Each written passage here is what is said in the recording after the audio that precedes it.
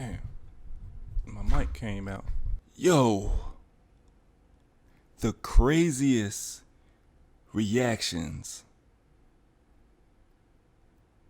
to jail convictions.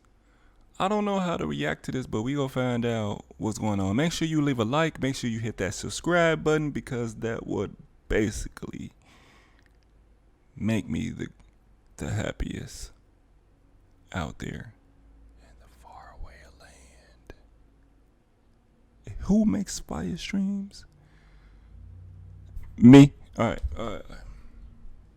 Being told that you're gonna spend the rest of your life in prison is a lot to take in, regardless of the crime you committed. But just when you think you know how people will react to such a sentence, they go and surprise you. From a laughing killer to one that yelled at a judge, here are 20 craziest reactions of convicts given a life sentence.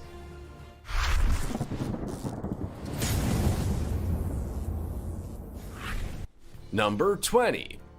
Esteban Carpio.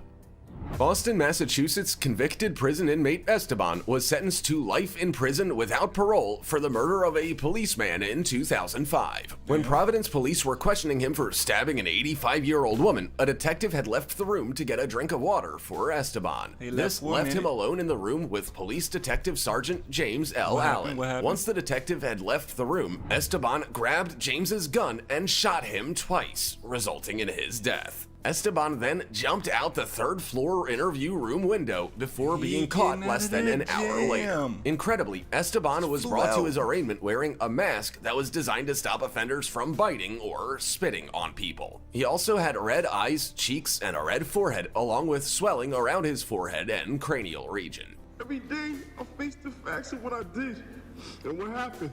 It wasn't so much his crazy reaction that shocked people, but that of his family. When he was sentenced to life in prison, his family screamed and yelled about police brutality.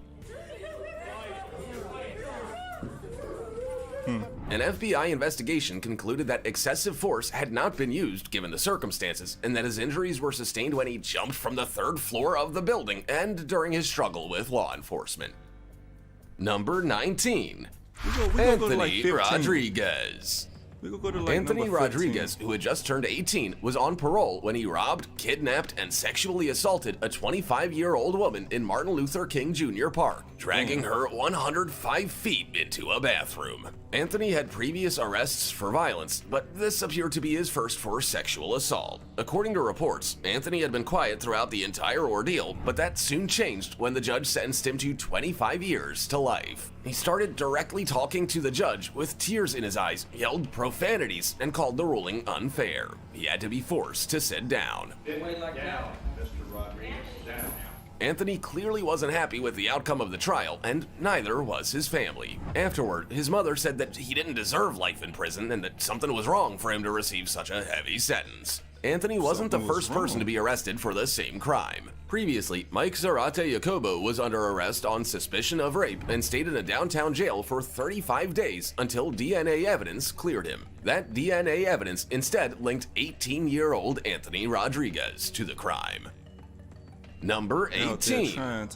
Jaleel Smith Riley. No, don't do that. Jaleel Smith Riley was sentenced to life in prison without the possibility of parole in 2016 for shooting and killing Portia Brooks and severely injuring her boyfriend, Aaron Martin, during a robbery. Portia and Aaron were sitting in a parked car in Norwood when Jaleel approached the vehicle with two others and ordered Aaron to get out. When Jaleel discovered that he had nothing of value to take, he shot him in the head before leaning into the vehicle and shooting Portia as well. A Crime Stoppers tip led the police to Jaleel, who was charged with aggravated murder, attempted murder, aggravated robbery, and 2 counts of felonious assault. To avoid the death penalty, he pleaded guilty and faced a sentence of life without parole.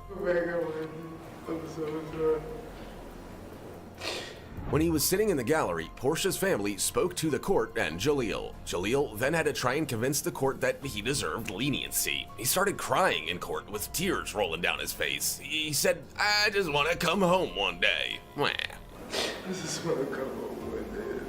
His attorney stepped in and said Jaleel was someone who felt genuine remorse and thought about what he did every day. He said he couldn't undo what he did. The judge had the final word and sentenced Jaleel to life without parole. Yeah. As soon He as shot those somebody in words the came head out of his and mouth, shot somebody. Jaleel fell to the And floor, just in general, crying. it's crazy. Number 17. Danta Wright. When someone tells you that they've lost their only child, their son, their baby, and their friend, it's only natural for you to feel sadness. You might also feel a great deal of remorse if you're the reason why someone isn't alive. But when a victim impact statement was read out to the court and the person responsible for murdering 18-year-old Jordan Clee, the court was in shock. The defendant, 17-year-old Danta Wright, who was sentenced to 23 to 50 years in prison, smiled and nearly 53 laughed. years. When his lawyer attempted to say that his client said it was never his intention to injure, Danta interrupted him to address the court himself. You might think that at this point he might express remorse from the heart, but that is not what happened at all. Instead, he smiled as he said, "I just want to tell y'all I'll be home soon. I love my family." I tell y'all, I'll be home soon. R.I.P. Keon. I love my family. This definitely wasn't well received by most people in the courtroom. The judge asked prosecutors if the sentencing agreement was too merciful. He followed up by saying that watching Dana sit there, smiling, laughing, and shaking his head like it was no big deal, he was tempted to say he wasn't going to accept the sentencing agreement and take the case to trial. If convicted of felony murder, that would mean Danta would be in prison for the rest of his life. That means you'll die there. That's what I'm tempted to do, the judge said. Number 16. Damn. Insane acting man. When a man was charged with possession of a weapon during a violent crime along with murder, he acted in a way that surely made the people around him think he was gonna crack at any minute. Not only was he clenching his fist, but he was also making strange sounds, shaking his head, and standing before the judge with his teeth bared for the entire time that she was describing how things were gonna play out. The judge also tried to ask the man questions, but he wouldn't answer all of them Was consistently. he like this beforehand? They got. When she asked whether he'd like to be screened Was he for like a this court-appointed beforehand? lawyer or whether he could hire his own, he didn't answer immediately. He then proceeded to ask the judge whether he looked like he could afford one, and then said he didn't need one. It's not known what the outcome of this case was, but even during the early stages of his case, his reactions were absolutely terrifying. When the video was uploaded to the internet, many people were quick to point out that the man was likely trying to act insane so that he could enter an insanity plea. We're not sure of the case's outcome, but you're surely interested to know whether he managed to keep up this look. Well, Number 15. he's not even gonna say Jacob what happened. Matthew Morgan.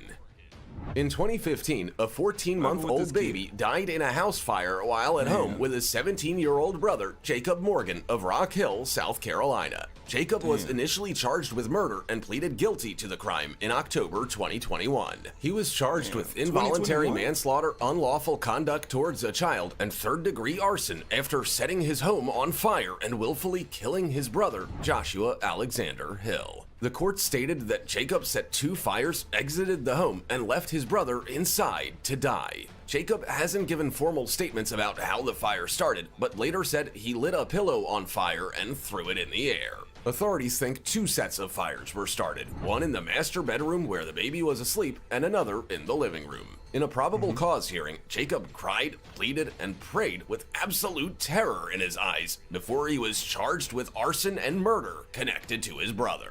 He was then led out of the courtroom crying.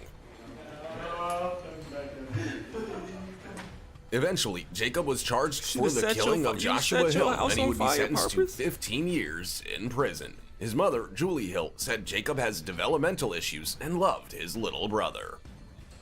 Number 14. Mukachi Kendall. Hold on, Mr. Kendall. We gonna come back to you. Burn down his house. That's crazy. That's crazy. And then killed his little brother.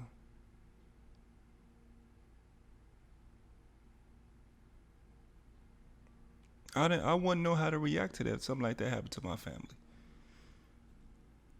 We gonna continue this video. But in the meantime, make sure you hit that like button.